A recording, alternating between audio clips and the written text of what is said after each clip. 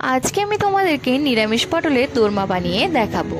যার জন্য লাগবে আমার কিছুটা পরিমাণে ছানা, যেটা আমি আগে থেকে রেডি করে জল ছড়াতে দিয়েছি। আর নিয়েছি এখানে 6 থেকে 7টা মতো মিডিয়াম সাইজের পটল।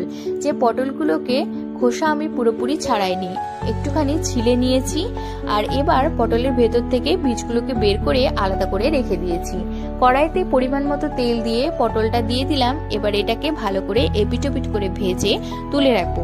এবার ওই কড়াইয়ে দিয়েছি অল্প পরিমাণে তেল, তার মধ্যে যে বীজটা রেখেছিলাম সেটাই বেটে দিয়েছি অল্প, দিয়েছি একটুখানি কিশমিশ আর দিয়ে দিলাম ওই ছানাটাকে।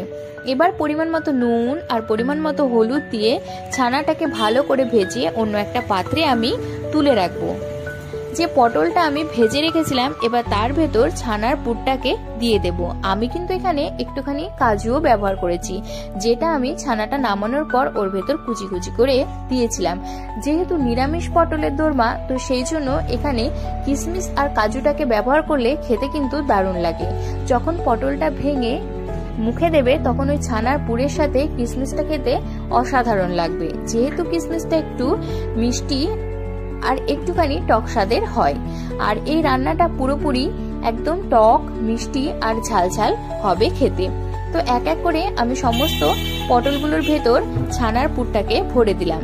এবার পটলগুলোকে একটা পাত্রে রেখে তারপর কড়াই দিয়ে দিলাম পরিমাণ মতো তেল, দিয়েছি 2টো কাঁচা লঙ্কা আর দিয়েছি একটুখানি তেজপাতা। এবার যে বাটা মশলাটা করেছিলাম সেটাই দিয়ে দিলাম। এর মধ্যে রয়েছে আদা, জিরে, কাঁচা লঙ্কা, একটু সাদা তিল বাটা আর রয়েছে 2-1টা কাজু বাদাম। পরিমাণ মতো নুন আর পরিমাণ মতো হলুদ দিয়ে মশলাটাকে কষিয়ে নেব। আর ব্যালেন্সের জন্য এখানে একটুখানি চিনি আমি ব্যবহার করেছি। মশলাটা ভালোভাবে কষিয়ে নিয়ে এর মধ্যে ভেজে রাখা পটলগুলোকে দিয়ে দেব। পটলগুলো দেওয়ার পর এটাকে এপিটোপিট করে একটুখানি ঘুরিয়ে নিতে হবে। যেহেতু ভেতরে স্টাফিং দেওয়া আছে তাই এটা বেরিয়ে যাওয়ার চান্স আছে, তো সেই জন্য হালকা হাতে এটাকে নেড়ে নিয়েছি।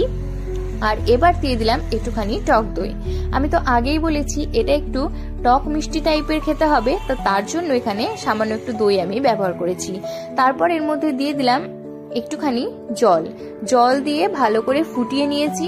আর তারপর রেডি হয়ে এলে এর মধ্যে দিয়ে দেব একটুখানি গরম মশলা দিয়ে ঢাকা দিয়ে নিয়েছি। আর তারপর এটাকে নামিয়ে নিয়েছি। আমার তো খেতে এটা বেশ ভালো লাগে, তোমরা একবার ট্রাই করে দেখো। আমি কিন্তু আমিষ পটলের দোরমা অনেকবারই করেছি, তবে নিরামিষ পটলের দোরমা এইভাবে আজকে বানিয়ে দেখলাম আর তোমাদের সাথেও শেয়ার করলাম। আমার তো দুর্দান্ত লেগেছে এটা খেতে। তোমরাও বাড়িতে ট্রাই করো, তোমাদেরও আশা করি ভালো লাগবে। চলো আজকের মতো টাটা।